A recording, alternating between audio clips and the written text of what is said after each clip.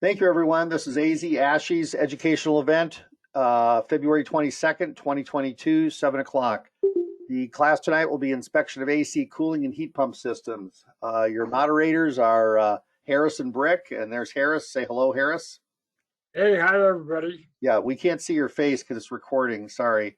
All we hear is voices on this, and then the pictures on the screen. And I want to say thank you to everyone that's come today. Bill, Roger, Steve, Daniel. Key, Richard, Brad. Oh, thank you, John, for signing in. Okay, here we go. We're going to wait till John's probably in.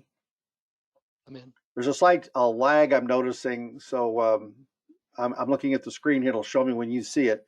Okay, I put the glossary of terms up. If you want to copy this on your screen, there's a camera on the right or left side of your screen. I'm not sure where it's at. Click on that. It'll make a JPEG so you don't have to write anything down. Okay. These glossary of terms are things that you can use on your reports for reporting. Harris, Yes. AFUE, what's that for? Is that anything you ever use on your reports? Never. Never, thank you. Air handler, do you use that word at all? Yes. Why? Well, the air handler is part of your air conditioning system. Are we required to report on that under the SUP? Right, you have to report on air handlers. Okay, thank you. Air handler is a blower, some of you call BTUs. British thermal units we don't usually discuss. Okay, do you have to know British thermal units to figure out the tonnage on an air conditioner? Not for air conditioning. Okay. Mainly, I mean, it can be used for air conditioning, but it's also used mainly for heat. Okay, so British thermal units is 12,000 BTUs equal 1 ton? Right. Okay, so he does use it. He's just trying to kid us right now. So 12,000 BTUs equals a ton, and we'll talk about that later because it's sort of important to know. The capacity, heating and cooling equipment are measured in BTUs. Carbon oxide, Harris, is that a problem? That definitely is a problem if you have a flame that's not burning properly. Okay, and how do you know it's a problem? You just fall over under the floor and... Well, you can look at the flame. If it's blue, it's burning properly. If it's yellow and orange, it's not burning properly. It's odorless. If everybody looks right there on the screen where my arrow is, it's odorless. So is the new protocol is to have smoke detectors and carbon oxide detectors now, Harris? Yes, that's a new requirement for a combination. Okay, so I put on the reports now that carbon monoxide detector is an excellent safety device to install. Do you put that in your reports, Harris? No, I don't, but it's only on gas type systems. Yeah, all electric. Natural gas. Perfect. CFMs? Heat pump. CFMs, do you put that in your report? I don't put it in. That's calculating the actual part of the system, you know, how many cubic feet per minute air circulates. Compressor, do you use the word compressor, that you check the compressor? Yes.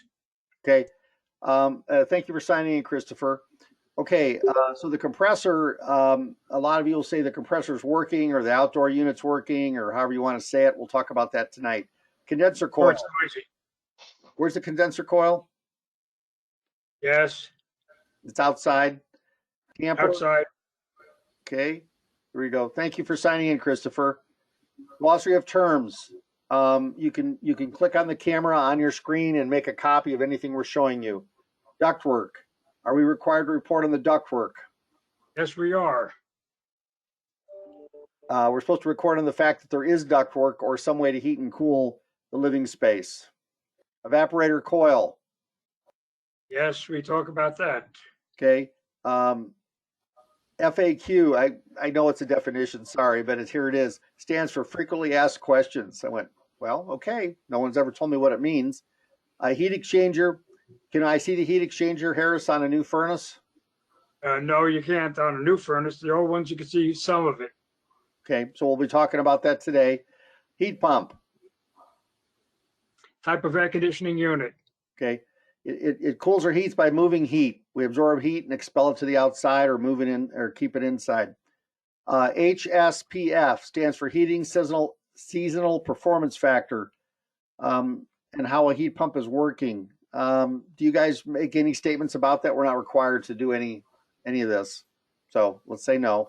Humidifier. Does anybody inspect humidifiers, or do you have a blanket statement that says we do not inspect them? We don't inspect them. Okay.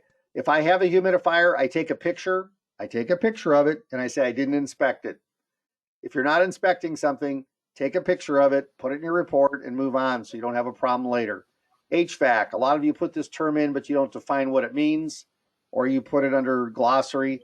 That stands for heating, ventilation, and air conditioning. Indoor coil, outdoor coil, depending on what we have in refrigerant.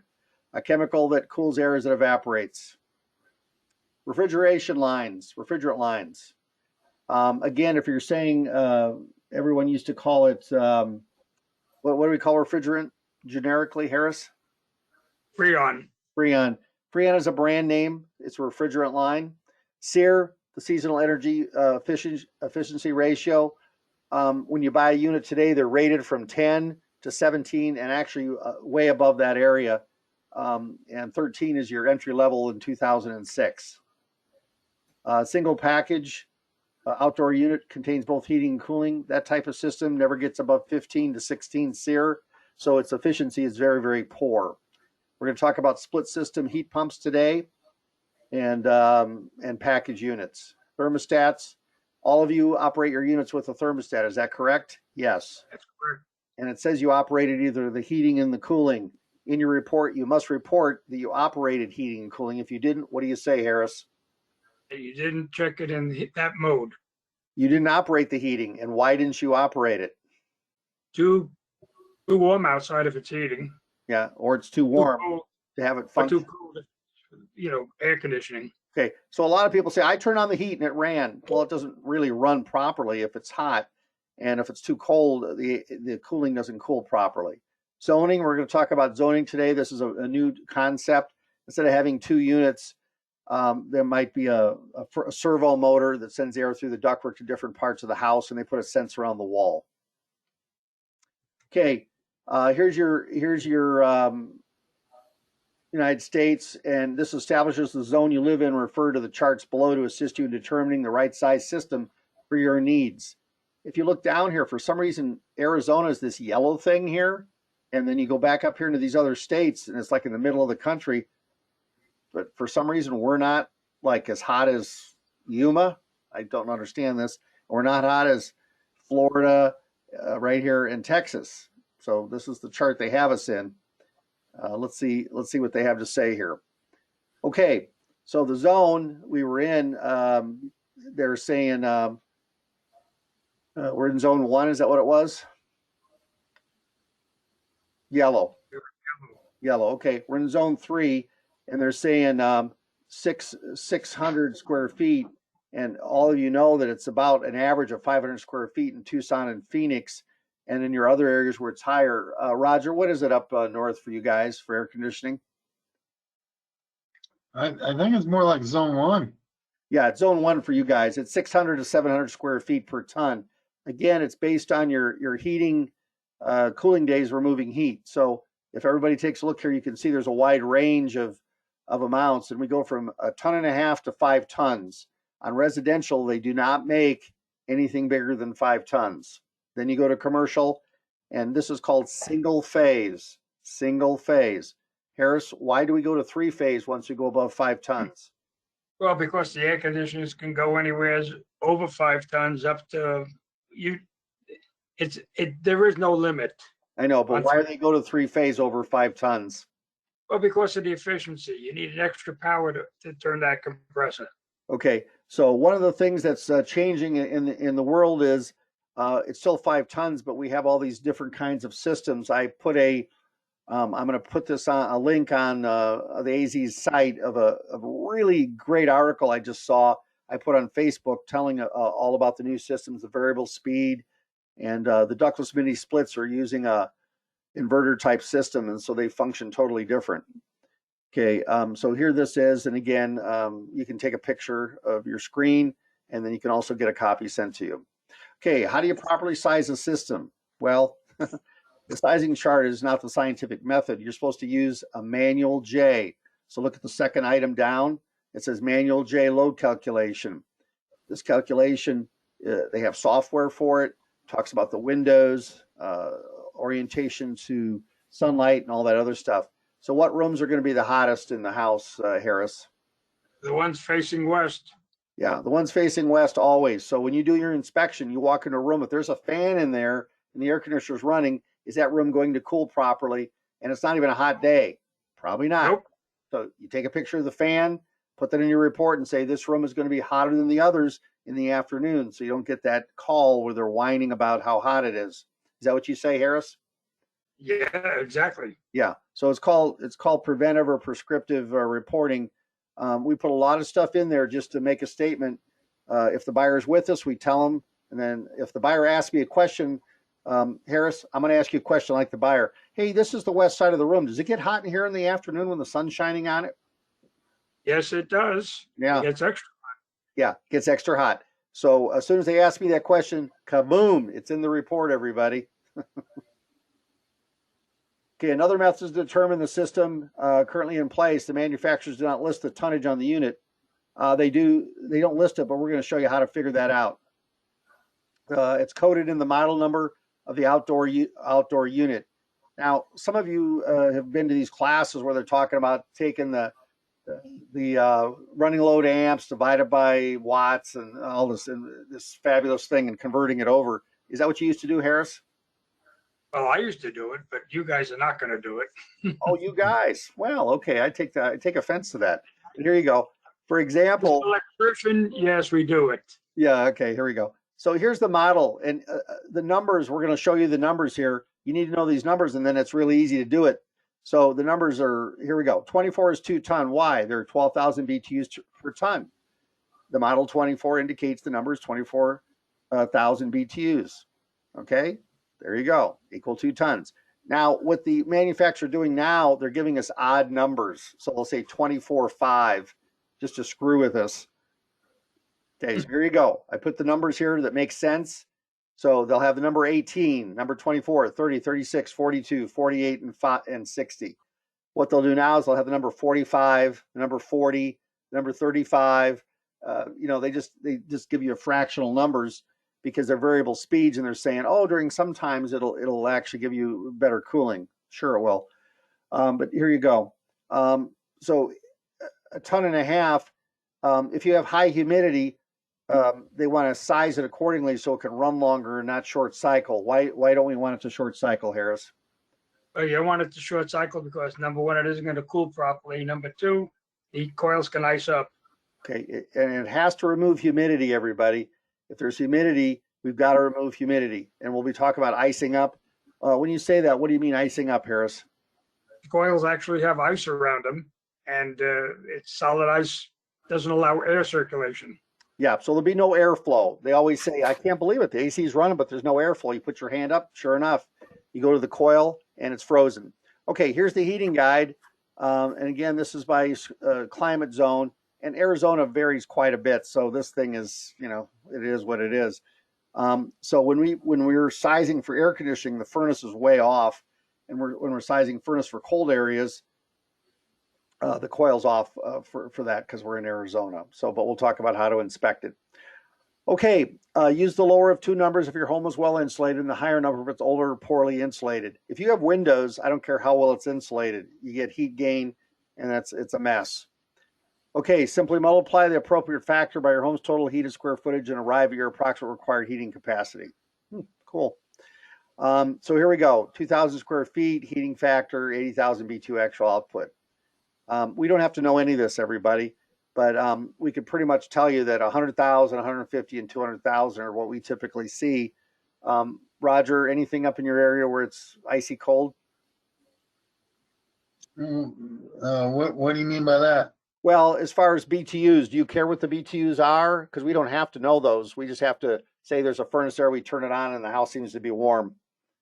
Well, I kind of go by, some of these formulas here and just, figure out if the unit is going to be too big or too small If you go to a house for the intended space. Okay, if you go to a house and there's heaters in every room plugged in next to the desk and the beds, is the existing heater big enough? No. Thank you. Okay, everybody. Obvious things that occur, those are the things you need to do. Insulation. So insulation varies across the state. What's your typical insulation up north? You know what it might be?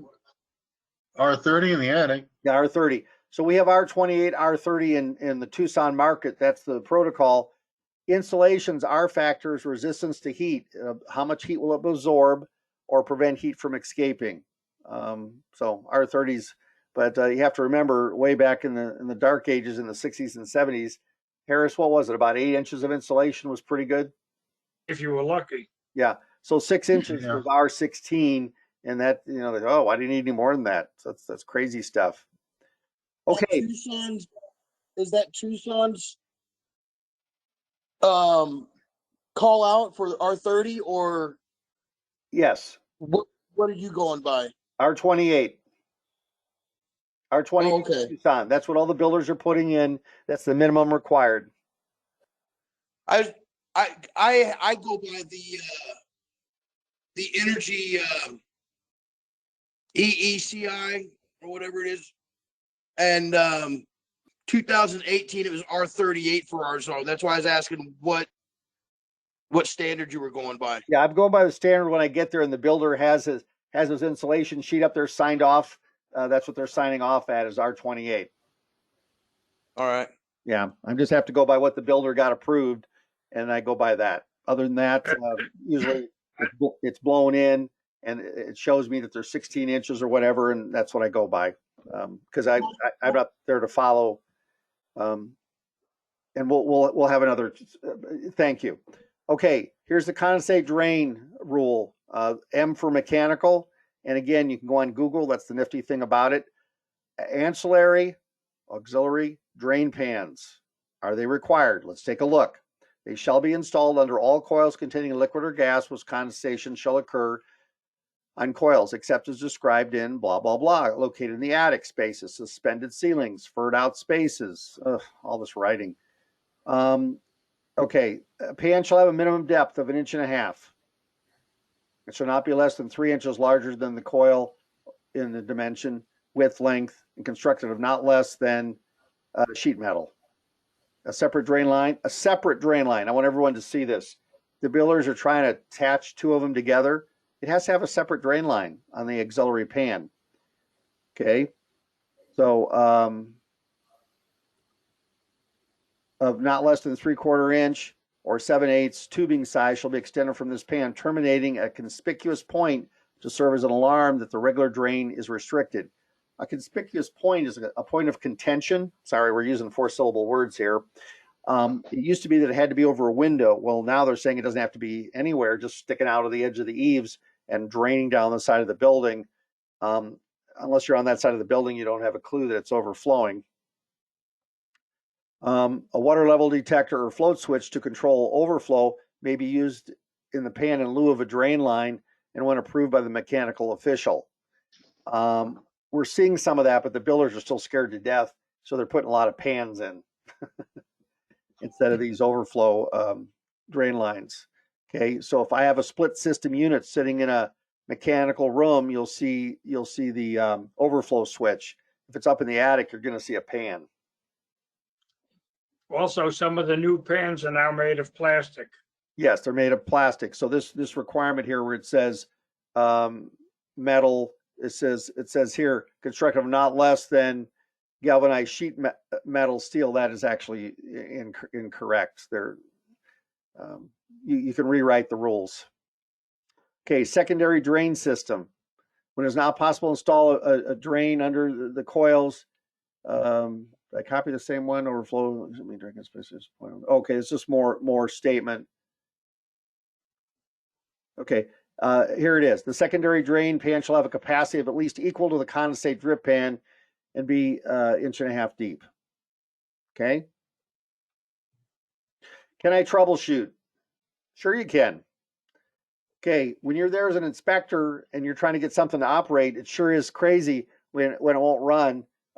Harris, what's the most common item when you go to turn on the air conditioner or the furnace of why it won't run? Well, most likely it's the fuse has tripped or blown. Circuit breaker tripped, fuse blew. Fuse is number 1. What's number 2? Circuit breaker. Circuit breaker. Okay, so we're going to say power, and then the a lot of times the batteries in the older style thermostats have to have a battery to function to make the pad work. The newer ones don't even have to have a battery. They operate, the power comes from the transformer at the unit. Okay, so check the disconnect switches, indoor and outdoor, if you have a split system. Make sure that the circuit breakers are on and the fuses are not blown. Again, we're not sticking testers in there, but some of you might have one. If you have a volt stick, I can wave that around in there and see if there's any power. Check for sufficient airflow. Why do I care, Harris? Oh, because if you don't have enough airflow, you're not going to have good heating or cooling. Okay, and then over here it says supply air and return air grills. I have a question for everybody. We use the word register. Are they register or grills, or are they both, depending on what they are? What do you want to say? I call the ones that have adjustable flaps or whatever, I call those registers. And then the grills are usually the ones that are, there's no adjustment. They're typically not used for supply air. That is correct. That is correct. Yeah, I support the same thing. Words matter. Words matter. So instead of word salad where someone's just mumbling words and then projectile vomiting out words, that is correct. That's the way it's done. Excellent. Thank you. Check the settings on your thermostat. Oh my God. I don't know how many times they say, oh, I can't get it to run. And they have it on fan on instead of running it. So if you want cooling, make sure the temperature control is set below the room temperature. And if you have a thermometer, you can click on that, or you can look at the unit and say, oh, it's not even below that temperature. You just have to turn it down more or up. Cooler or the auto position. Now, some thermostats have what they call an auto position, not on the fan, but on for heating and cooling. And I've had people call up and say, I can't believe it. The house is always so hot and it's always so cold. And they've set it for auto heating and cooling. So that means their heat pump is turning on and off in heating and cooling mode and keeping the house exactly at 70 degrees. So it never really has a chance to run. That one drives me crazy. And I said, well, have you changed it? Oh, no, I never changed it. Well, somebody did. The fan switch should be set on for continuous blower if they're home. If they have a hot room in one area to help circulate air, or they can turn on a fan in that area. In addition to the routine maintenance, okay, Harris, what's the one thing you tell everybody they have to do with their units for maintenance? Check the filter and replace it once every 3 weeks or a month. Yeah, okay. So at least once a month. If they're coming from back east, everybody, they don't change or even look at a filter for 4 to 6 weeks or every 3 months. So when they come out here, they all freak out when you have to say, you have to look at it every month. You just don't understand. Okay, here are some of the rules in regards to, now this is generic in nature. I need 30 inches to the service door, 6 inches on one side, 12 inches on 3 sides. Now, each brand is different, but generically these pretty much cover everything. If I have 2 units side by side, I need 24 inches between them. Why? Well, because it's 12-inch rule. So I had one builder, he says, well, it says 6 inches on the plan, so I put them 12 inches apart. He put 2 units 12 inches apart. But when we open up the instruction, the installation manual, so this is not code, everybody. This is the installation requirements by the manufacturer. And you can put that in your report because you're not making it up. It's so you can PDF this and do it. Air discharge is 60 up. I don't know what that means. Is that like 5 feet above it? That's exactly what it means. That's what it means. If it's closer, you could have what's called short cycling rather. Yeah. So if I have a tree growing over the unit where it's discharging or it's underneath a deck, that's the best one I like. When I go up to Rogers' part of the planet, they put all these decks and they put the air conditioner underneath the deck because that way they don't have to look at it anymore. Luckily, they don't have to cool very much. Panel access, 24 inches and 12 inches on 3 sides. And the compressor warranty is 5 years. Well, the problem is that's only to the person that put it in. When they get rid of it or they move, even though it had a 5-year warranty, it drops down to 1 year almost immediately before they even can leave the house. So a lot of times there is no warranty. So we want to make sure you understand that. Okay, we're going to talk about ductless mini splits because these things are the best. So here you can take a look and see, here's the little unit on the wall. They run off an inverter type system. What does that mean electrically, Harris? Well, inverter changes it from AC to DC. DC power. So what's the Yes. advantage of having DC power on motors and the air conditioner unit? Well, you have better speed control on your motor, Huh. more accurate.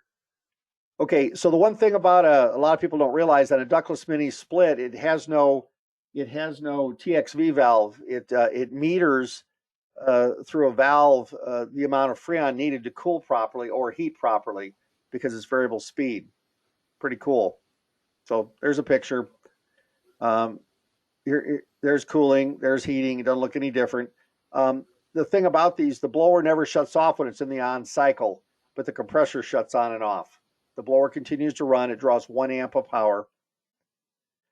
I've been spending a week to determine the length of freon line you need from this indoor head to the outdoor unit. This is called a line set, and in that line set is a set of wires that send the signal back and forth from the head inside back out to the outdoor unit where the power comes in.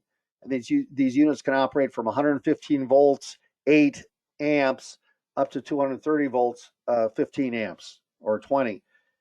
Harris, do I have to have a disconnect for this unit? Yes, you do, within line of sight, Of which unit? The outdoor one or the indoor one? the outdoor one. Okay. So some areas, and this is becoming an issue, they're requiring that you cut this and put a disconnect inside on this inside unit because it's fired up. And that's where you control everything from. The problem is the manufacturer says, well, you can't interrupt the signal going to the compressor back to this unit. But hey, who am I? So this outdoor unit here, again, you have to take a look at it and determine what's the power supply. The age on these is very hard to tell. They don't have tonnage, they don't have the date, and you go to the manufacturer and try to look it up, and it's like it's a secret. So we'll have to see what's going to go on there. Harris, here's the ratings for the different types of filters that you can buy, and this rating, it has a name. It escapes me what it's called. Anybody know what the filter ratings are called? Filter Is it Michael? purification rating. The what? Filter purification rating. Yeah, that's a filter purification rating, but it's a MERV rating. But this is filter FPR, and then you have the MERV rating for filters also. But here's 4, 7, 9, 10, and it tells you what it takes out. The problem is your unit is starved for air.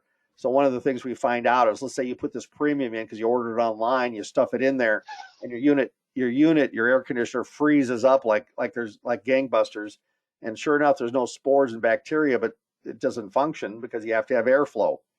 So are we supposed to check and see if there's a filter per the SOPs? Yes, we are. We are, and you're supposed to tell the condition. Clean or dirty. Yeah, clean or dirty or washable. This picture here talks about a mini split and how much it can save in your utility bill. This shows you the difference in cost. I don't know if you're able to see that. Water heaters 13%, refrigerators only 5%, dishwashers 2%, clothes wires 6%, lighting is 10%, electronics is 7%, other, and then heating and cooling is 49% of your usage. They're talking about air conditioning. I'll just let you know that for that. So your water heater being only 13%, if it's electric, it's more. These type of pictures, just again, what do they mean to us? Air goes in, supply duct, and hot air drops down, and it just returns onto a loop depending on what we're running as far as heating and cooling. So we'll be looking at some pictures of that today. If I have a compressor outside, I'm removing heat. Here's our heat on our heat pump, and we're getting rid of latent heat.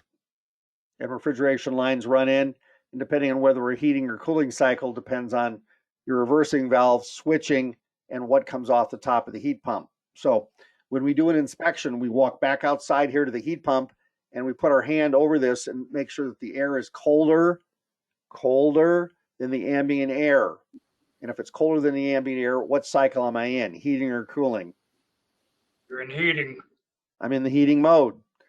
So that's why a heat pump can extract heat out of the air down to a certain point, and then it starts to freeze up.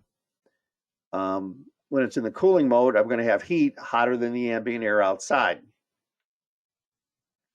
Okay, an air conditioner functions the same way. Here we can take a look. There's a heat pump. There's an air conditioner. A heat pump is an air conditioner in the cooling mode, everyone. It's no different. Okay, any questions about those items? Okay, we're going to go into the picture defect mode here. As we're going through, if you have a question, please, Harris. Are tires designed for proper support of a unit? Is there anything that says I can't set them on tires? Well, it definitely cushions the unit. However, it's not proper. Okay. So you can say that the tire's on a proper method. My whole issue here is, does it look like we have ponding water that's 2 inches deep in this area? Look at the tires. Yep. Look at the wood. So in this case here, we have ponding water. These Rude units, high efficiency, they look really old to me, and I'm quite sure they are. I see disconnects within reach of the unit. Is that the requirement, Harris? Yes, that's a requirement within sight of the unit. Within sight. Okay, so there's another view. Harris, this in this case here, this looks like it's a townhouse or condominium. These sewer pipes here, are they tall enough? Do they have to be as high, one of them high as the parapet? I thought it had to be higher than parapet. Okay, so if you jump into an area where I have 4-foot high parapets, especially in our market, and these aren't tall enough to get rid of the sewer fumes, you'll smell them here in the vent fans in the bathroom. A high parapet, these are required to be high enough to get rid of the sewer smell. Okay, so we write these up all the time. Now, if you're in snow country, these are required to be as high as the average snowfall in your area. Okay, so in Tucson, it's only a 6-inch high. Here they made them 12, so 12 is fine. Flagstaff is 24, Prescott is 12. Thank you. And these are listed on a website. You just type them in, it'll tell you how high they have to be. But when I have a parapet like this, the guy who designed this thing, it may have been 20 years ago, we write this up. These have to be as high as the parapet to get rid of the sewer smell. Okay. Okay. Harris, what are they showing us here? This is an outside coil, outside unit. Well, this says that the condensing fan motor has been replaced. And what air conditioning people typically do is they put the connections where they could reach it easily, because sometimes the fan will reverse. It's not running in the right direction, so they can switch the wires easily without taking the whole unit apart. Yeah, when we see this, Perfect. yeah, so when we see this is an aftermarket, not an original OEM market fan, which if this brand, we went and bought it, it would be turning the correct direction when we hook it together. So I see a lot of these, and you probably do. If I took a volt stick, are those wires hot? Those wires are hot and it's illegal. It's not proper. Okay, so I write those up every time, everybody. If they short out on the panel, is it going to be hot? Is all the metal going to be hot, Harris? Definitely, yes. Okay, so right here, you take your volt stick and they go beep, beep, beep, beep. They're hot. Okay, how close can a gas meter be to anything that has an electric spark? 36 inches. Okay, so take a look at your gas meter right here. Whose responsibility is it to move do I have to move the air conditioner or the gas meter? Whose responsibility is it?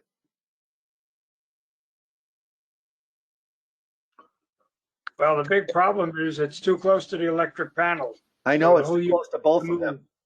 So Harris, who would you call? The gas company? You have to call the gas company, but you also have to call the air conditioning guy to move the unit. Yeah.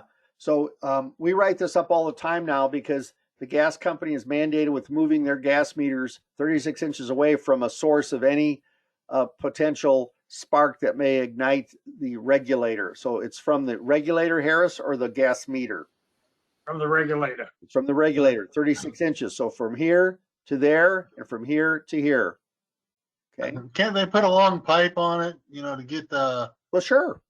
regulator away from it? Just Yes, use and a that's long what they pipe? do. They'll put a long pipe from here 4 4 feet away, 5 feet away for the regulator. Whatever they got to do, but it's still wrong because this was installed that way. They didn't really look at it, but now we have all these houses exploding, so everybody's sort of worried about doing it correctly now. Okay, here's a mechanical room on a house that's a little bit older, and we can take a look here and see here's some ductwork here and some pipes. I'm not sure what they are, but this all looks shiny back here. And here's where your coil would be for your air conditioner, and here's your gas flue pipe. So you're going to go ahead and fire this thing up. Does everybody remove this front cover here where the air comes Yes. in? Yes. Remove the blower door, and do you remove the blower door when the blower is running so you can check to make sure it shuts off? Yes. You can do that. Yeah. Okay. So I always have the blower running and the heat running. So when I remove the blower door, what should shut off, Harris? Fan blower. The fan And the whole blower furnace will shut down. and the burners. Right. And the burners. Okay. Then here in the back, I have a regular outlet with a plug-in. New protocols. We're not going to talk about what the codes are today per se, but we want these outlets back here to be grounded and for safety. Okay, Harris, it's hard to tell from this picture, but is this an all-in-one combo? That's a gas pack. Yes. Yeah. Okay, so here's our flue on the side here. In this type of unit, we know there's a fan in here, so it's a fan-induced vent on the roof with AC. Here's our gas line here on the side. What's the rule for gas lines, Harris? Got to have a shut-off valve on the exterior that you can shut it off in case of an emergency. Okay, and a sediment trap? And a sediment trap. Right. Okay, and a sediment trap. In the back here where this pipe is, I have a condensate line. That condensate line must vent anywhere except to a sewer vent. Anywhere except a sewer vent.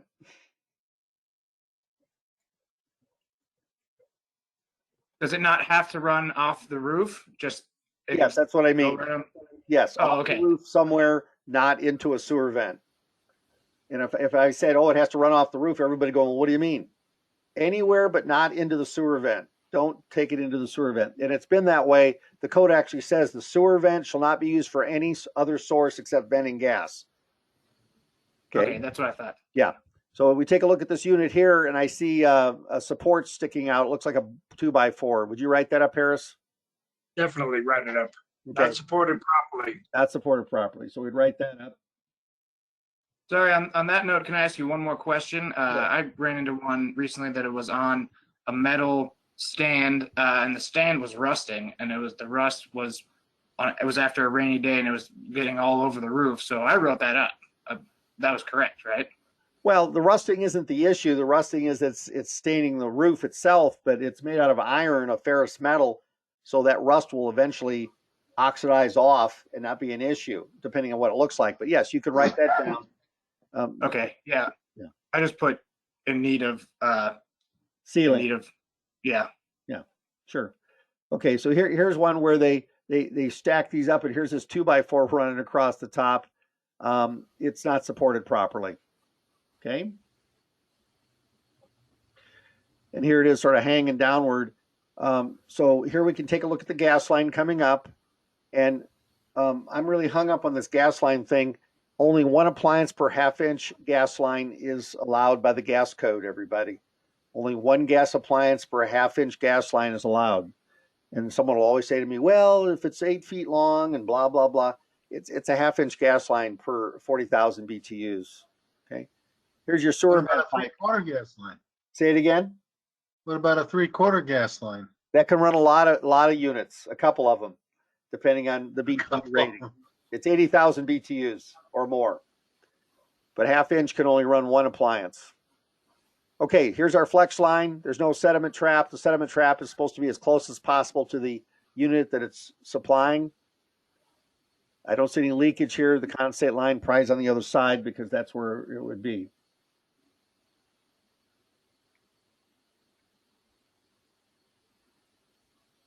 Okay, here I can see a pipe sort of laying here on the roof.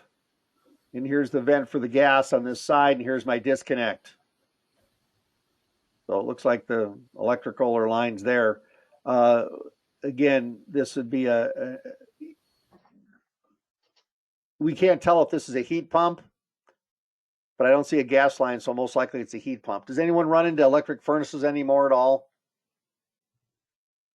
Okay. Seldom.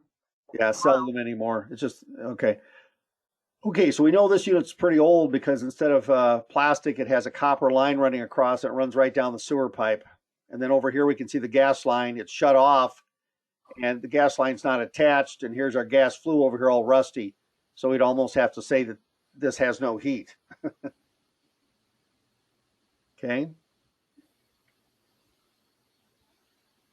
Patching on the roof for the ductwork. Again, does anyone write up hail damage to the hail damage? Yes, Okay.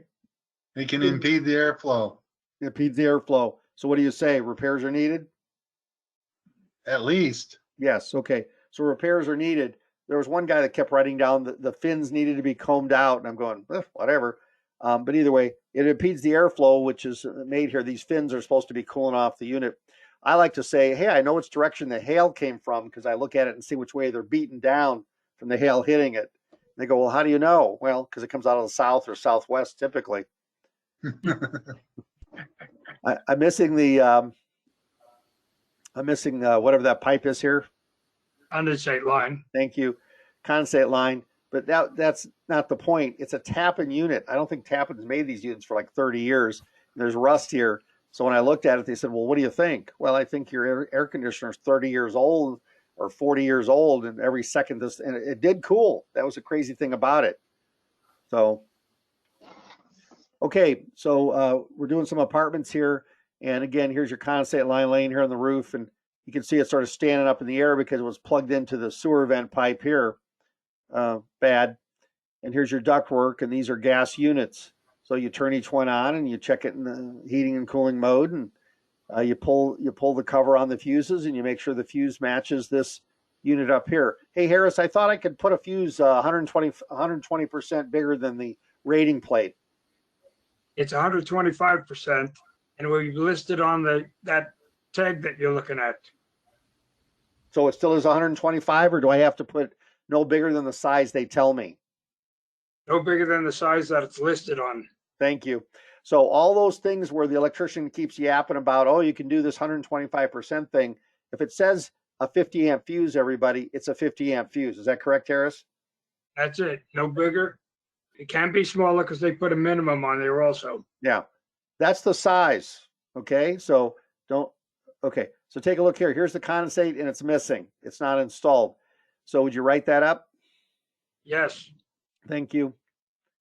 Okay, again, gas pack. This is, I see the gas line hooked up. Can the gas line run unsupported? No, it can't. Has to be supported. Okay, so we'd write that up. Hail damage, gas, these are old. Okay, this unit here, I'm not sure what this is, Harris. I see a lot of pipes running to it, and I see it has a coil here of some sort. Is this a hydronic air conditioner? It's a hydronic system, yes. Okay, so this type of system here runs to a convector unit somewhere where we would have a coil and a fan, and the air conditioner cools it. Is this like a cooling tower, or this? Do we see these at all anymore? Well, on commercial, you'll see them. Yeah. On big buildings, commercial, yes. Yeah. So you'll see these, and once you have something like this, you can just step back, take a picture, and say, "We do not inspect these." Is that what you say, Harris? No, I inspect them. Well, okay. He turns them on, and he says, "Woo, it's so cold here. I had to put a jacket on." I'm not sure what that picture is, but I think it's foam, and I'm showing you how the foam is outgassing. So they spray this foam and they put it inside the cold air returns, and I'm going, I think there's a problem here. It tells you to use the foam in well ventilated areas. Okay, here we can see water running down the roof. I'm sorry, it's not water. It's condensate running down the roof. So we know we got a problem on that. Okay, Harris, this is your wheelhouse now. What's this it's not being used, but what's this tank on the roof for of an old house from 1912? It's called an expansion tank because you have a boiler in the house with a hot water system going, hot water or steam going to the radiators. Okay. And he said the word radiator for all of you other people that aren't from New York City. Okay. Okay. I put this picture in here because I have a pipe for a vent pipe here that's plastic, and these high efficiency units are getting used all the time. Can I use PVC for the gas flue pipe? Only if it's rated. Yeah. So we'll take a look at that under our heat pump and air conditioner. Okay, here we are to an air conditioner, and I want to know why I have two lines running off of my my vapor line, and then here's my other liquid line here taken off, and none of this is insulated. Why would they go from a big pipe here and run two others parallel to each other? They got two evaporator units, but they should be insulated. Yeah. So they needed to bring more Freon in here to this big fat pipe, and I think it was just cheaper to run these two together. Didn't matter to me. Again, I just wrote up and said it needed to be serviced. If you can't tell here, but this is all covered in oil. When I see oil on a fitting, this is called a Schrader valve, Schrader, and there's oil here. What's that telling me is happening at that point, Harris? You have a leak of refrigerant. Thank you. When I have a leak, is that a problem? Definitely, yes. Houston, we have a problem. Okay, so here, yeah, here's the inside part of that. And they ran both these up and soldered them together. And they're not soldered, they're brazed together. Sorry. And then this pipe here is covered in a white fibrous product commonly found to contain asbestos, or it needs to be tested. Does anyone write that if I have a fibrous product that's wrapped around it and you think it's asbestos, do you say, hey, I think this is asbestos? Or do you say, there's this white product commonly used to insulate the outside of metal, you should have this tested for safety? Is that what you say, Harris? Yes, it should be tested. Okay. You can't determine if it's asbestos by looking at it most of the time. Now, I always say it's not friable. Suspicious substance. Yeah, I don't say it's friable, which means it's loose and powdery. And I don't rub it with my hand and then go clap my hands like this and see if it flies through the air. But transite pipe is used all over this country as water lines, and you drank some today in your GI tract, your intestines. It doesn't seem to bother you, but if it's in your lungs, it's a problem. Okay, I just put this here because I did an inspection on a EMT site location, and we're going to look at their furnaces here in a minute and their air conditioners. This is the stairway getting up to where the EMT sleep at night. And the railing, when they built the railing, it was too tall, and so they made them actually put another little railing in here. Well, if you run your finger across here, it snaps it off every time you hit something. So it's where the inspector said, oh, no, this is too tall, so I'm going to make you put this little baby railing here. It's supposed to be graspable, not so small that a small-handed person can grab it. So they made them run this interior one down like this. See it here? Sort of crazy. Okay, here we are on the roof. Is this unit old? Yes. It is old. It's old. So even if I can't find a date, it's old. This is a filter dryer. The filter dryer is always going to have an arrow on it, and it points which direction, towards or away from the compressor. Here, I'll make it easier for everybody. The small line, is it leaving the compressor, or is it sending Freon into the compressor? It's leaving. It's leaving. So this arrow always has to point away from the compressor. That's the secret, everybody. It's a single-headed arrow away from the compressor, because this line here is high pressure away from the compressor going back inside to the evaporator coil. Cool. If it's a two-headed arrow, what type of unit is this thing outside? It's a heat pump. It's a heat pump. Yeehaw. Okay, now don't tell everybody our secret now, because this is the secret that no one knows. I'll even say this to air conditioning people that are putting it in, and they're going, well, I just put it in because it's a heat pump. Yes, I know. Okay. This is the blower unit you'll see in apartments. It's set up in the ceiling. It has a motor in the middle. Harris, is this a capacitor start motor? Yeah, it's a capacitor start with squirrel cage blowers in there. Why would it be that way? Because you need a offset phase to start the motor going. Okay, and is that because the motor is 240 volts maybe? Well, it could be 110 volts also, 120 volts, but It's mainly to get the motor started. Okay. Again, here's some units on a roof. If you're doing multiple roofs, they have to be 24 inches apart. I don't care what it is. Here's your energy efficiency guide. It's telling you SEER that this unit's rated at 14 SEER. They start at 10.9. Well, we know that the new rules in 2006 said everything's going to be 13 SEER and above. Here it was 20.5. Now the efficiency is up to 25 or more. Okay, take a look at this. This is a air conditioner with a forced air gas combo unit on the roof. What's wrong with the sediment trap? It's not black pipe. It is black pipe, but it's built in the wrong direction. The sediment is dropping straight down. When gas comes into it, it must take a right angle turn so the gas hits the wall and drops down. So this T needs to be on its side. So when the gas comes in, it has to turn and go up or down and then into the device. Right now, it just jumps across this T. Indiana Jones is running down a thing, and he sees this hole, and he jumps across it, and he lives. We want Indiana Jones to run into a wall, drop down to the bottom, and say, "Oh, I didn't make it." So I now call this Indiana Jones T, so it's wrong and needs to be fixed. This is a connector. This is not CSST. This is a connector.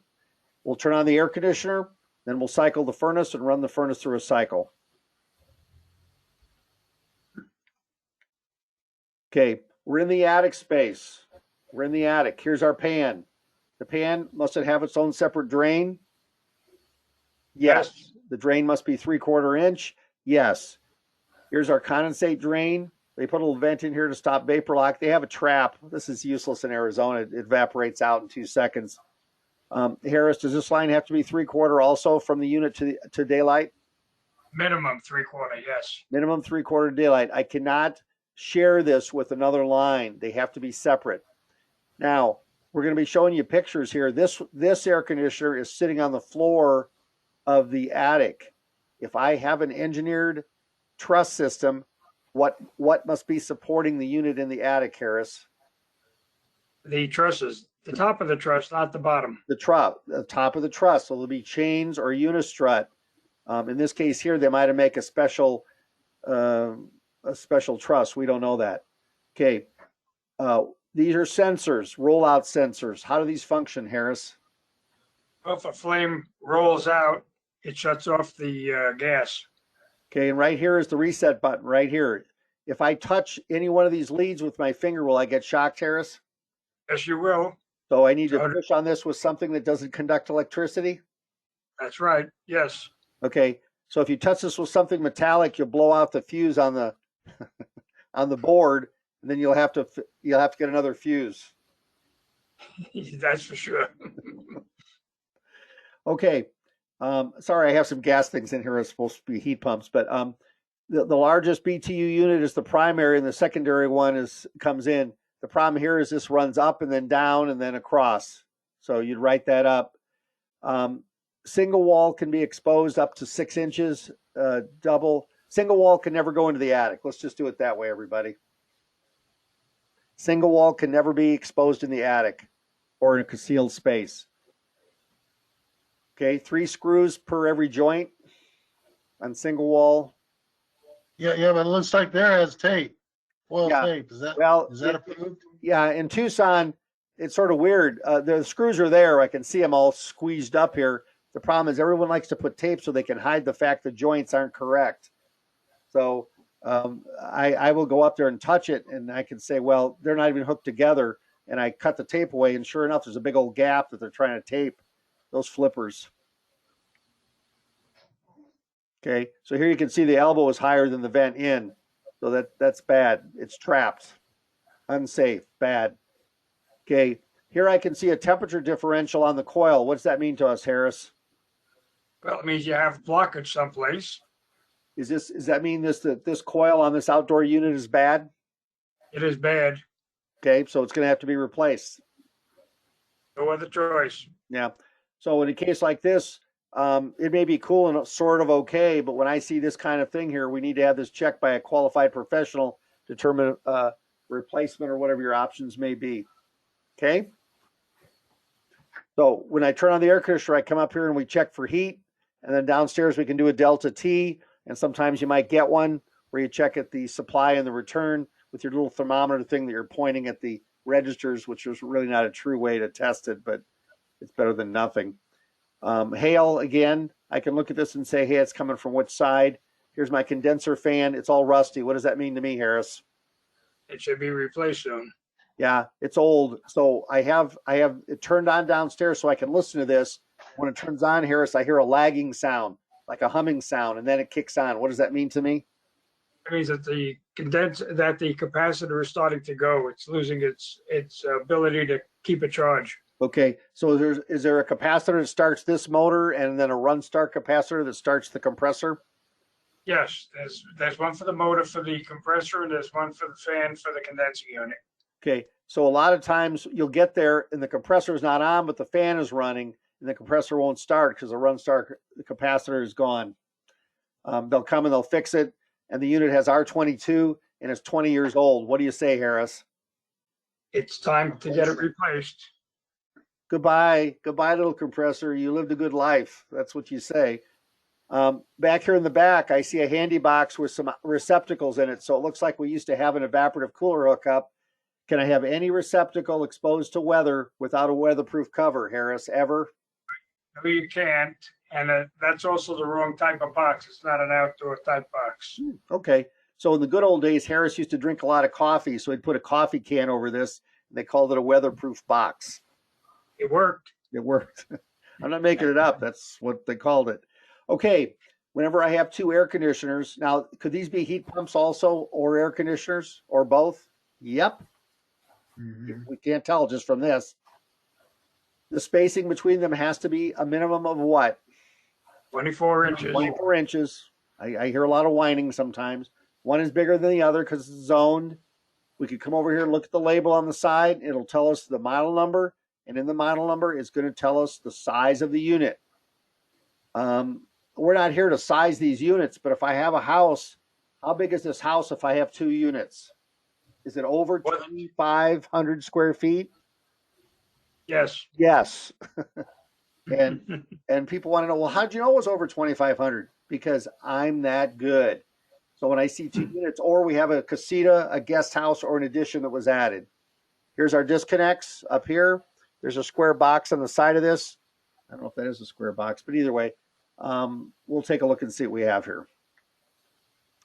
Okay, this is a metering device. What's this valve called? Do you know, Harris? Expansion valve. Yeah, it's called a Thermal expansion valve, TXV. TXV. These things are going bad all the time. When I go to the refrigeration shop, a lot of you don't realize I install air conditioners on the side when I'm not busy doing home inspections.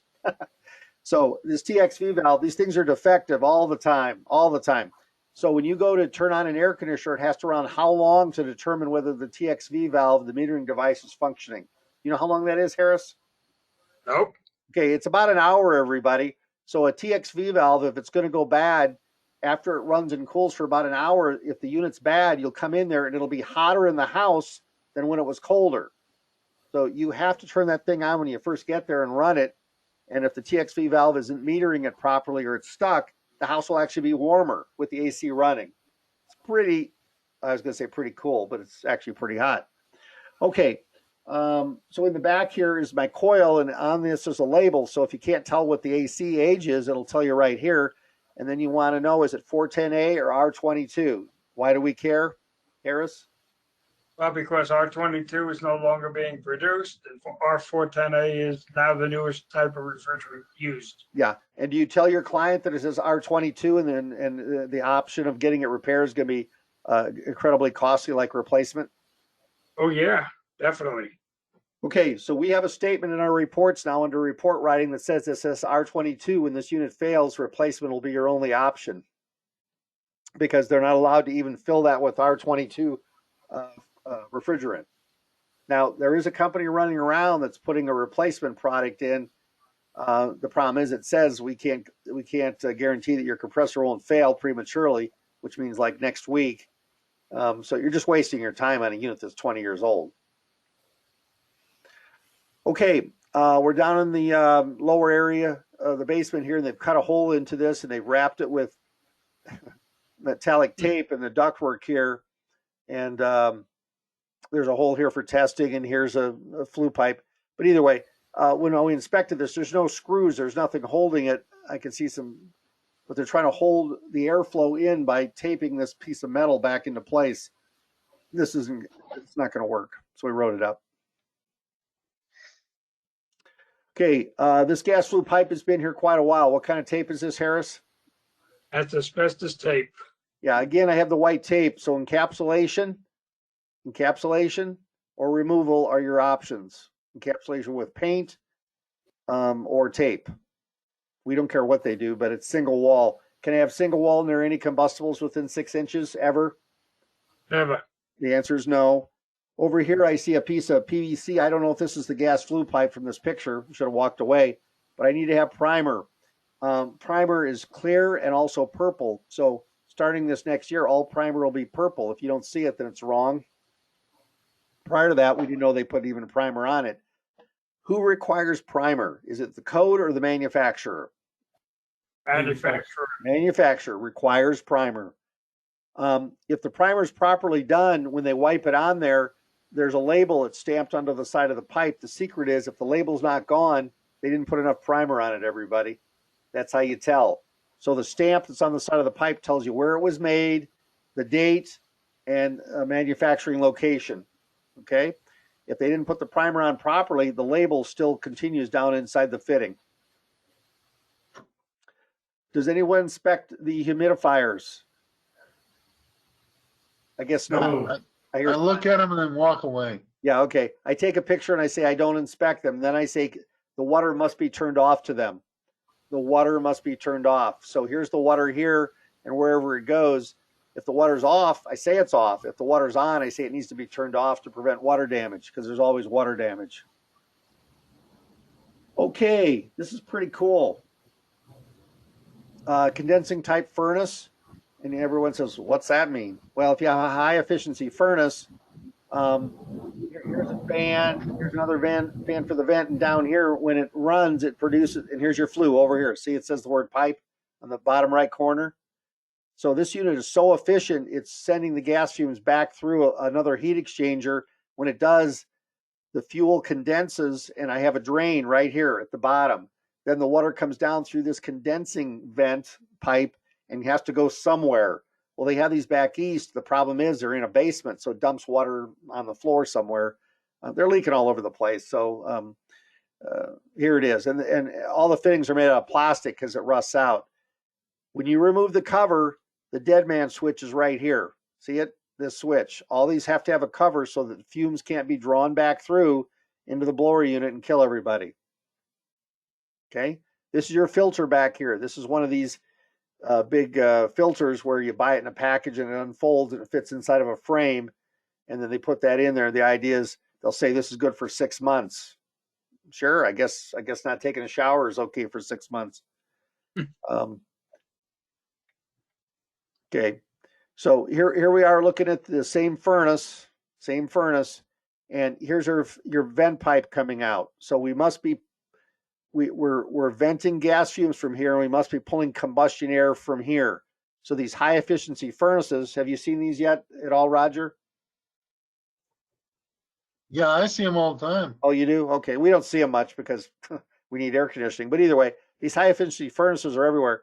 And you can see the primer here, and then here's your condensing part of this. The water comes across. They're sharing two different pipes here. They're sharing the condenser pipe for the furnace, and they're sharing the condensate pipe for the air conditioner.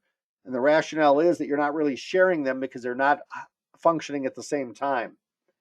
So they're looking at the code saying, well, we're not sharing them. It's two different units functioning at different times of the year. So there it is. Okay, we're outside, and here's our gas flue pipe. Okay, so if you have a high efficiency unit and you're not pulling combustion air from outside through a concentric vent or a double walled vent, we're taking combustion air out of the inside of the house. Do you see any primer here on the fittings? No. No primer. Bad. I don't understand why there's no screening here to prevent birds from flying in, to be truthful. So this is a gas furnace with a split system AC. Is the split system part of this, Bryant? Old? Yes, Old. The disconnect, as long as it can open up and I can see it, is that okay, Harris? nope. Why? What's 36 wrong with it? inches. Need 36 inches of space in front of it.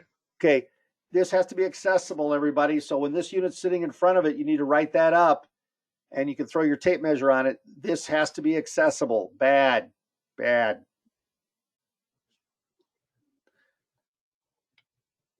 Okay. In case you're in the basement, here's some ductwork running across.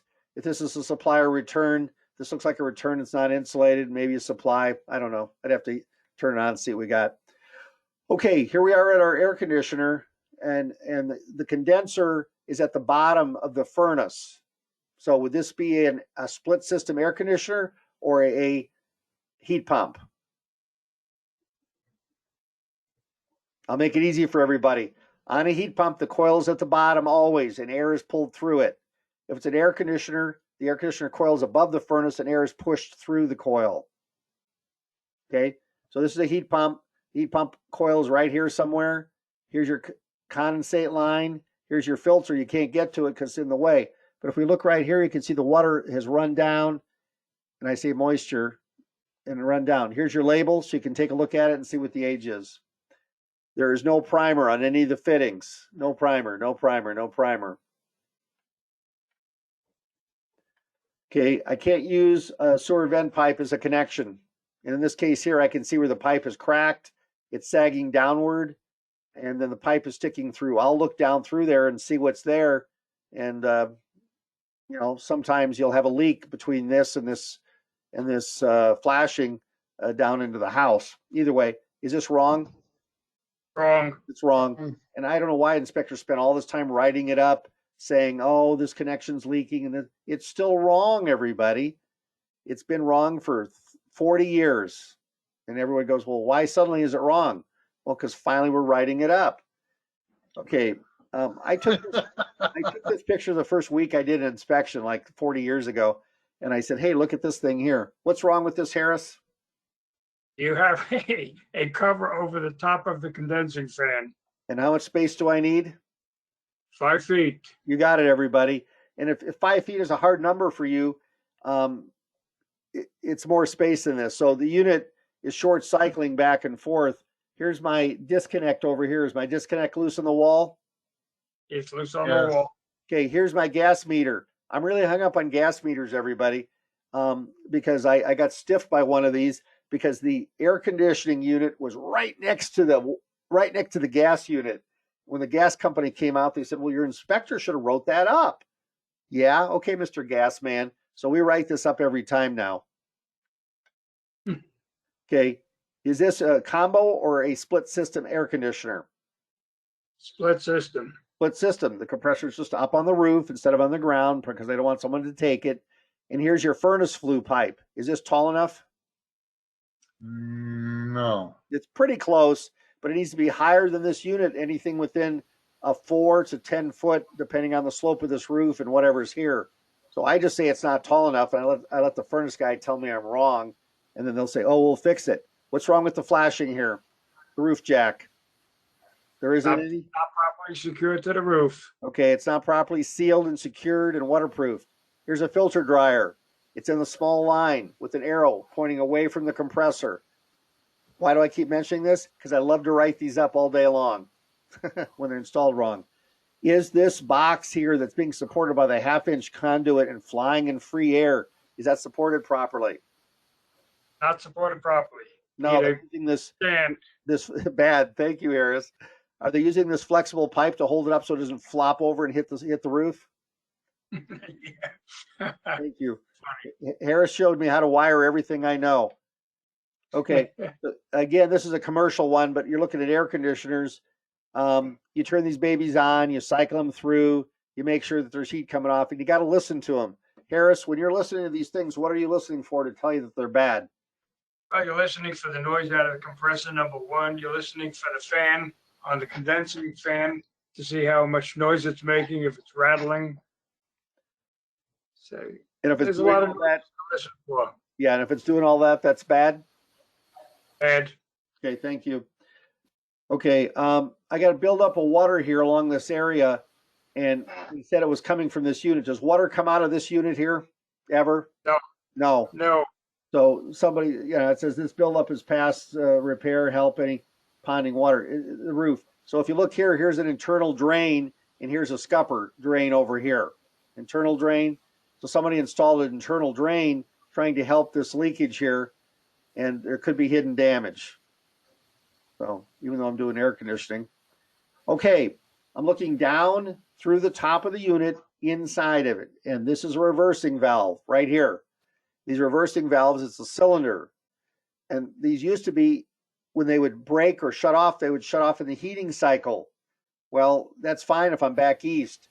So they now make them in Arizona. When they shut down, they shut off in the cooling cycle. So at least I have air conditioning. But in other parts of the country, these are energized. So they shut off in the heating cycle. Okay. And then when they energize them, they start to cool, air condition. So if you go to a house and you turn on cooling and it's heating, the reversing valve most likely is jammed up and not functional. Harris, how do you inspect them? you try heat first, and then you try cooling. Thank you. Okay, so this is a heat pump. There it is. It's a reversing valve. It looks like the letter K, J, L, and this valve slides sideways. When it slides, it allows these valves to reverse the flow of the refrigerant. This is dirt and cobwebs growing on the register, and I'm not sure if this is the front of the furnace. It's on the grill. The grill is not adjustable, and a register is. Okay, here I have 5 units. The picture compresses these, but I have to have 24 inches between them. Correct? That's right. 24 inches. 24 inches. Turn them on. Check, and I should have air coming off the top. If they're commercial, I have to have outside air. I have to have outside air into the ductwork on commercial. If anyone's doing commercial, fresh air. If you don't, that's wrong. Okay, here's a label here. It says Cavco Industries. Cavco makes what? Mobile home. Yeah, mobile homes. So whatever this thing here is, it's talking about the heat duct, and you're going to have to check and make sure the ductwork hooks up. Okay, now we're going to inspect the line sets. When I don't have insulation on the line sets, it's wrong. You need to write it up.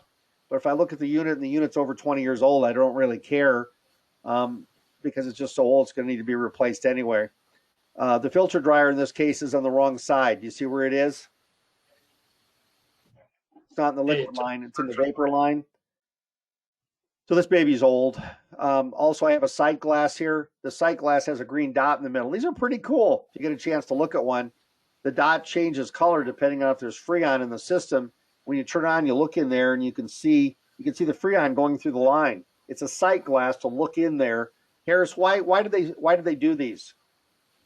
Well, that's to see the level of freon. Actually, if you see bubbles in it, you know you're low on freon. Yeah. And you add freon until you don't see any bubbles. Yeah, that's old, everybody. Just letting you know. So now we put nitrogen in these and we draw it down with a vacuum pump.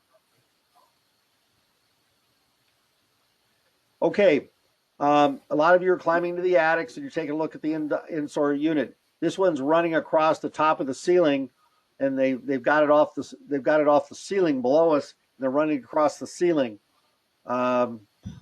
Sometimes what happens, this thing is vibrating so much, the vibration runs down the wood, and you can feel it on the walls and the interior. So when this thing's on, you need to walk around and see if you hear it humming or vibrating. Sort of a crazy thing, but either way. What's this shining product on the ceiling on the plywood for? Do we pay extra for that? Radiant barrier. Yeah, and so you're the insulation guy. What does that mean to me in English, Harris? Okay, well, the radiant barrier, what it does is it reflects the ultraviolet sun rays that try to enter the attic, reflects it back out of the attic so the attic stays cooler. Cool. So I'm paying extra for that. Okay, so here are your add-on valves with the Schrader cap and the Schrader valve. It's the same valve that's on a bicycle when you fill it with full of air. And we just call it Schrader valve because we like his name. Okay, here's your sensor for flame rollout. Here's your add-on valve. Okay, on this air conditioner, they had to cut a hole in the block wall. How come, Harris? Well, it looks like they weren't getting enough ventilation. Well, if I don't have my 2 feet of space or my 1 foot of space, I need to make more space. Yeah. Air circulation. Okay, so instead of moving the unit over, they just cut out the wall and then restuckered it, but it's only covering half of the fan. That's still wrong?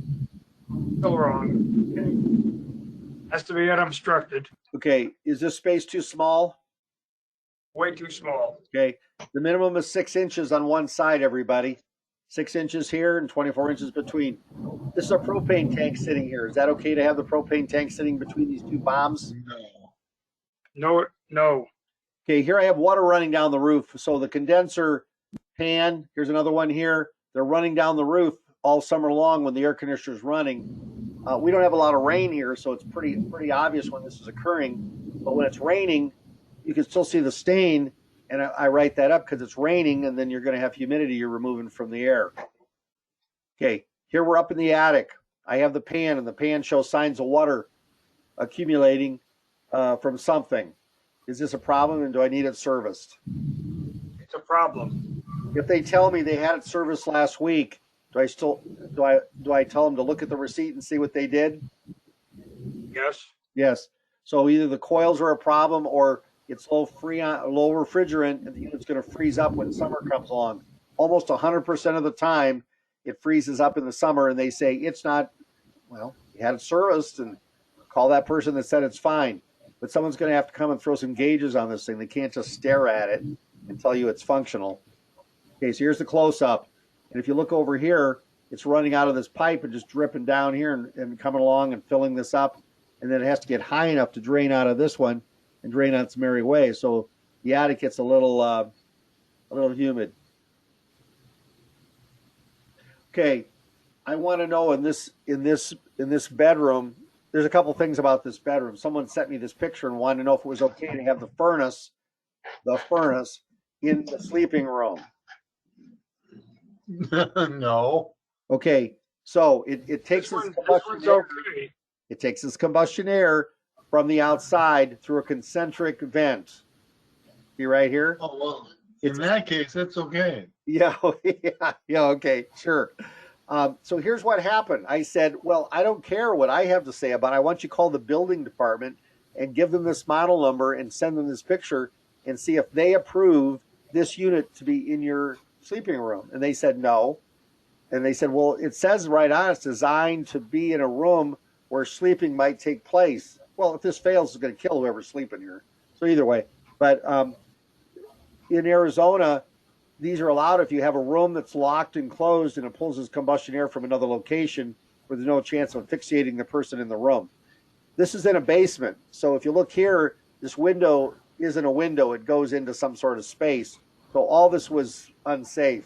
I can't have a bedroom without what? What does it have to have? Egress correctly? Egress. Okay. 2 forms of egress. Yeah. So here's my coil for my air conditioner, and here's my flue pipe. If you notice, the flue pipe is straight. It has to have a slope. What's that slope, Harris? 1/4 inch to a foot. 1/4 inch. Okay, I'll stop showing multiple units. Here I put a level on it. These outside compressors, the new scroll compressors can be out of level by 2%. I had to look that up and call the manufacturer. So from one side to the other, if this is 3 feet wide, what's 2% of 3 feet? 6 degrees. Okay, you're giving me more degrees, but how much is that? Is that like 3/4 of an inch? Yeah. Yeah, it's 3/4 of an inch, everybody. So from one side to the other is 3/4 of an inch. So if you take a 3 foot or 4 foot level, you can lay it up and make it level and measure it and say, well, it's like 1.5 inches or more. These have to be no more than 2% out of level. I wish they would just say 1/4 inch per foot and we could just be done with it. Okay, this is a new construction. New construction came in and the Freon line was outside the wall. They still have to drywall. So can they push this outward by using drywall to hold the refrigeration lines into place? Or do they have to tie this off and get it back behind the wall? It's got to be behind the wall. It's got to be secured properly. Okay, if it's touching the drywall, what do you get, Harris? Vibrate, a lot of noise. A lot of noise. So we get this cavitating sound it sounds like a humming noise, like bees are coming at you because it's resonating. It's resonating against the drywall, and it's pretty awesome. So in this case here, we can see a gap. Today, this would all have to be caulked and filled. Here's your nail plates here as they're coming around the corner, and this has to be secured, but new construction. Okay, this one takes a second to look at, but they said they had a weird odor in their furnace and air conditioning area. That is mold growing black, and this is the compartment in the blower area where the filter goes. And when I walked up, this area, this plenum is covered in black stains, and I had to remove this door. And I said, I don't understand why it smells so much, but the whole inside it was full of this black goo and this water all over moisture. I mean, just bad. There's a better picture. Sorry, projectile vomiting. I can't help it. Okay, so there it is. There it is from the front. And I said, well, I can see you've been servicing this. I like the way you service things. So here's their coil, and the front cover was on here. And here's the lawn chair. So they have some place to sit when they're waiting with a switch here. And then they had these nets here for their swimming pool that was outside. But this whole system is just bad. It's just full of mold and black goo and everything. And I don't understand it. Okay, so here's the outside air for the air conditioners. These are old. When I see a flue pipe coming off the top of a combo unit and there's a gas flue pipe, that's old. That's from the 70s or 80s. The air conditioner is the same thing. It needs to be replaced. It's just so old and it's R22 Freon. Once it has that, Harris and I and everybody else on here, most of you will just write it up and say this, and you say, well, it's cooling so well. Why would you say that? These are the ones I put on the other side. Here's your ductless mini split. We flip this up, and your wiring is underneath here. It's a Fujitsu. Again, this model number and the date. You can't tell what anything is. You have to call Fujitsu and say, hey, what is this unit? So this is a single-headed unit, and here's the controls. They come pre-charged with 410A, and you just hook up the cables, the line set, I should say, and hook them up. Oops, wrong direction. Okay. Okay. This is a heat pump.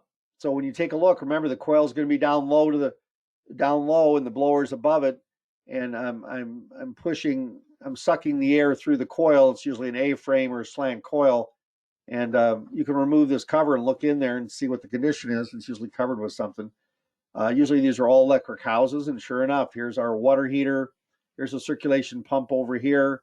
Here it says evaporative cooler. Well, this baby's old. And so here's water for a cooler that's somewhere. This has signs of water leakage around the perimeter for the condensate. So I'd write that up. There could be hidden damage in the plenum here. So I'll take this door off. I'll stick my head down inside there. And sure enough, all over inside this plenum in the return are black stains. Remediation is going to be needed.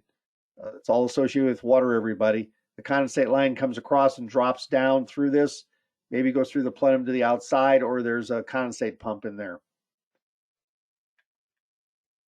Those wires usually hook to a thermostat. Kaboom. Here we are in a garage conversion. All these are on the floor. So what's wrong with the water heaters, Harris? Got to be raised up 18 inches off the floor. Yeah, so that's wrong. And then here I have a source of ignition, but it's more than 18 inches to the front of the furnace, and your flue pipe's running up. And but I'm even with the floor here. I'm not sure what they did here. I think they raised the floor up in height because I'm looking. I can see the ductwork here is underneath this area, but it's some sort of conversion. Oh, hey, look at that! I hopped up in there. Oh, there's Susan. I should send that to her. Okay, so this furnace room here, you had to hop up on a wall. It's about 6 feet high and get up in here to take a look at the unit that was right here. Is there any rule that it has to be accessible to get to the furnace? Yes. Yeah, there's a rule about 36 inches. It doesn't say height, though. There's nothing that says, hey, you can't be that high up in the air. Okay, I wrote it up. It just said it wasn't accessible. 13 SEER, that's the starting with the efficiency. Okay, interior fittings. I can't use any electrical that has a screw used on the outside. Why, Harris? because it's not rain tight, You mean it's not waterproof? not waterproof. Thank you. So if it's got a screw, can I just silicone it? Nope, not approved for the purpose. Oh, wow, you're a real stickler for correctness. Okay, so here I see some ductwork that's facing away from my unit, and they installed this round ductwork. Have they modified existing ductwork to make something else fit? Yeah, non-conventional ductwork, round ductwork was installed. Airflow may be compromised. Licensed, approved, qualified, however you want to say it. Qualified heating and cooling expert must look at ductwork to determine that airflow is proper and functional for cooling and heating. Okay. What's wrong with this fitting here, Harris? The pipe is not properly in the fitting and secured into the fitting, So it's not connected? not connected. Thank you. Okay, this is a receptacle in the furnace room for the blower. It's missing a cover. It's 15 amps. I don't know, what else would you say, Harris? Anything else? Well, doesn't have an SOU. Doesn't have a fuse protection for the furnace. There's no fuse in it, everybody. This tree is not growing out of that pipe. I'm just showing you a condensate coming off the roof. Okay, so here's my condensate coming down. And whenever there's water running all over here and you see water on the ground, it either cascaded out of here. That's telling me that the coils are frozen. Here I can see the Freon refrigeration lines are coming out of the bottom. This is a heat pump. I walk up, I say it's a heat pump. Turn it on and kaboom, there it is. The filter's right here. I can remove this cover and look in at the coils, and I can also look down under the return and see if there's any gooey substance in there, because anybody can do that. So that's what I look for. Is this a heat pump? Coil could be right here, and here's a fuse. So the coil's right here, and here's the condensate, and here's the, usually if you're going to have a heat pump, the house is all electric. Is that pretty much true, Harris? Yes, pretty much true. Yes. Yeah. We just don't see electric furnaces much anymore, and we do. They're old. Okay, so here's a trailer. It's a trailer, and there's supposed to be something sitting right here. When I got there's nothing but a wire hanging out. So someone stole the outside Condenser. and cut off all the copper and took the unit with them. I said, well, wow, that's the best house I've ever seen. You don't even need cooling anymore. Roof unit. This is a 14 SEER variable speed train. It's still old as all get out. Air conditioner. Again, these type of units are old. Again, roof mount units. I do a lot of commercial stuff, so we'll just skip that. But either way, it's cooling tower, outside units. Okay, so here we have two units hooked up with the air conditioning. Here's my disconnect. I'm going to open that up and check it. I'm going to look at the label, see the age. We're sharing ductwork between that and evaporative cooler, so there's going to be a damper in here. And then they cut in to the side and ran ductwork off the side. What are you going to say about that, Harris? Well, it should be insulated, that's for sure. Okay, but when they cut into the side of existing ductwork, does that mean they're diluting the airflow into the existing house by adding ductwork running somewhere else? Of course, you're tapping onto something that was already pre-calculated. Now you're adding and changing the calculations. Right. We don't have to know anything, everybody. I can see they added this in by cutting into it. It's not a round circle. It's not an arc. They've added ductwork to the side of other ductwork. They added the cooler in, but at least it's rounded.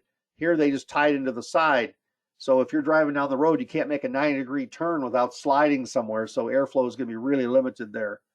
Okay, this is a Fetter's window unit. Do we inspect window units at all ever, Harris? No, Thank you.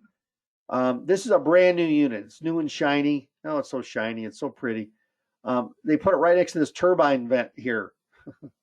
There's no sediment trap. Here's your furnace. Here's your air conditioner. I'm taking notes. Weird. But I turn on the air conditioner and I'm checking to make sure. And then here's your condensate line. As it runs away, it seems to be coming up in the air. This is a conversion where they converted over a back porch. Here's your combustion air. There'll be air relief in the top where the furnace room or mechanical room opens up to a porch.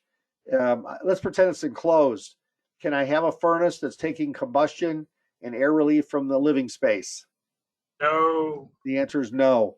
I can use a water heater and let the water heater use the air from the house, but I can never let the furnace use any commingling of air ever.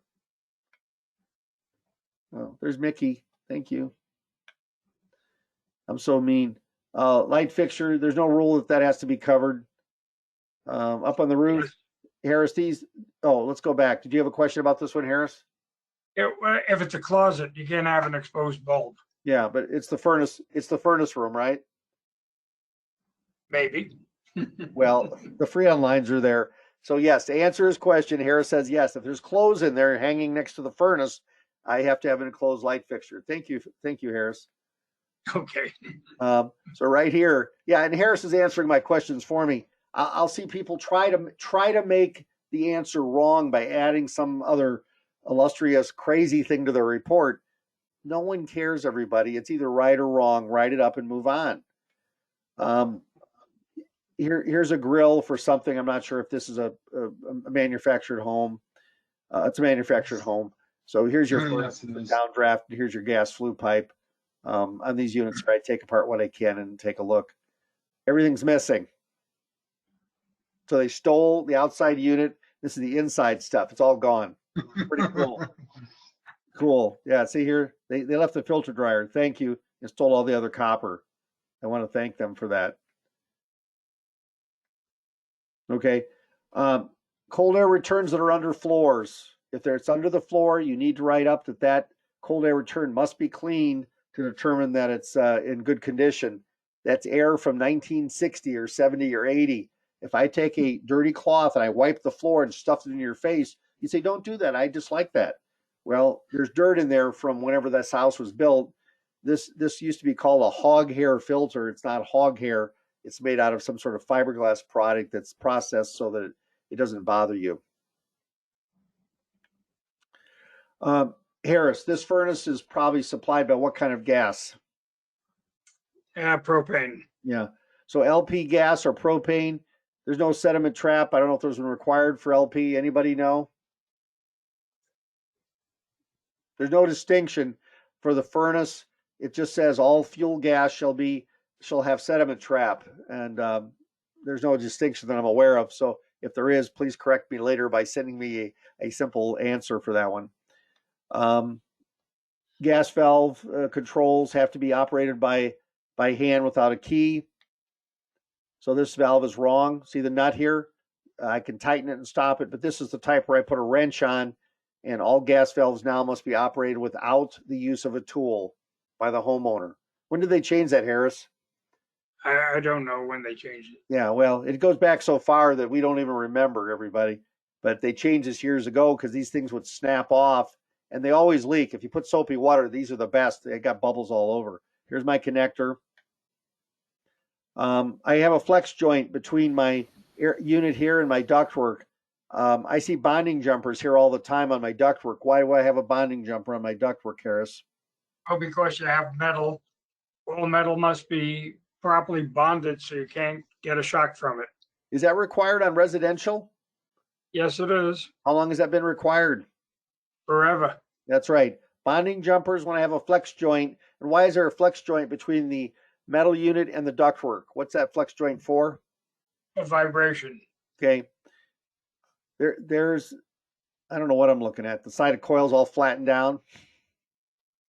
It's a beautiful picture. Filters. There's a throwaway filter. I'm looking up into the ceiling there, and there's a wire splice with cloth wire. How old is that, Harris? Very old. Okay. Cloth covered wire. So here I'm looking up and I can see double wall type B pipe, and they put a screw in it, and they have a connector here that doesn't seem to fit. And then they ran flue pipe up here. So what's wrong with this connector where this pipe doesn't fit? Should this It's fit? not proper. Yeah, it should fit. I don't know what that is. Oh, the ductwork come apart. There's a gap. Okay, this is outside the house. They put the unit down here and ran it up through the attic. Turn it on, see what's happening. Here they mop the roof up into the disconnect. There's tar all over everything. And again, they tried to hide this inside fitting used outside. Harris, do you write this up? Yes, I do. Yeah, everyone hates me. Okay, we're gonna finish with this one. It's 8:30. So on the furnace room door, when I open this up, or the air conditioner, I always see a ring of dirt on the stop molding here. Why is that occurring, Harris? Oh, you don't have proper ventilation in the door.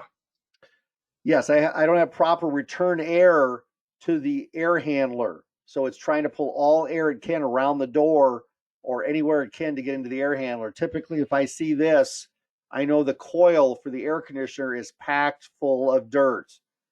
So that means your unit is starved for air. It's going to freeze in the summer when it's humid. That's when it happens. Or you'll say, this never leaked before, but now that it's humid outside, and what's humid? You're sweating. You're sweating. That's when humidity occurs. Okay. That's it. That's been an hour and a half. Boy, that baby went through fast. Does anybody have any questions?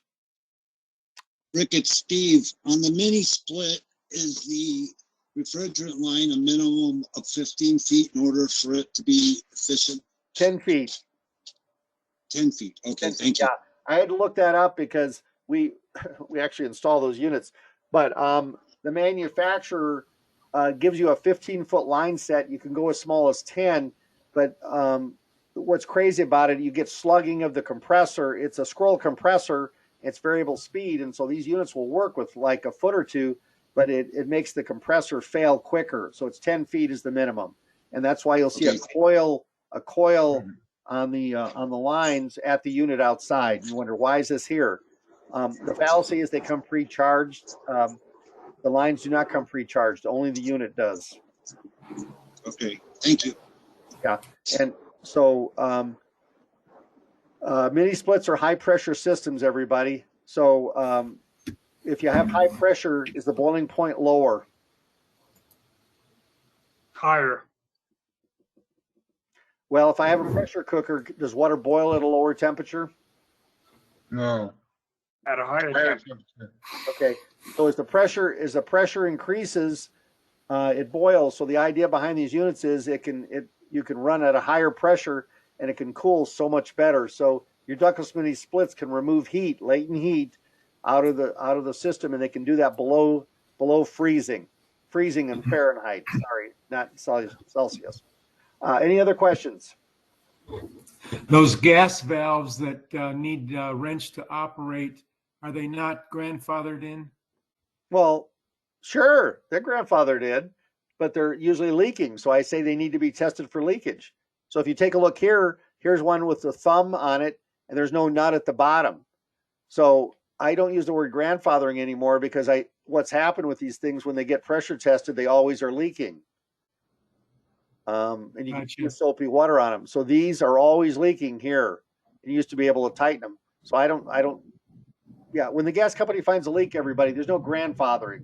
They shut off the gas until you hire a plumber, you get a permit, and then the rest of their life is based on them having a plumber. So we always call for a pressure test of the entire system when it's over 20 years old, or we see these valves everywhere. And sure enough, they're going to find leaks. And usually what happens is the buyer doesn't whine about it. It's usually the agent or the soliciting agent or the seller says, we don't have any leaks. Our bills aren't high. And I put a video online showing 8 leaks near the gas meter. We just did a new construction house, 11-month, got a leak on a meter. Did another one, leak at the meter. So we're not fooling around with these things. Other questions?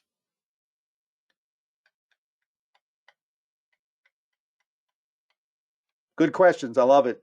So here you can see the insulation is cracked. Whenever I see this cracked, is that bad, Harris? Man. Bad. Thank you. So again, here's our gas line. It's capped off and the gas isn't hooked up, so I have no heat. I have to have a return back from every room with my air conditioner, so they cut a hole in the door. I didn't make them do this. Someone cut a hole in the door.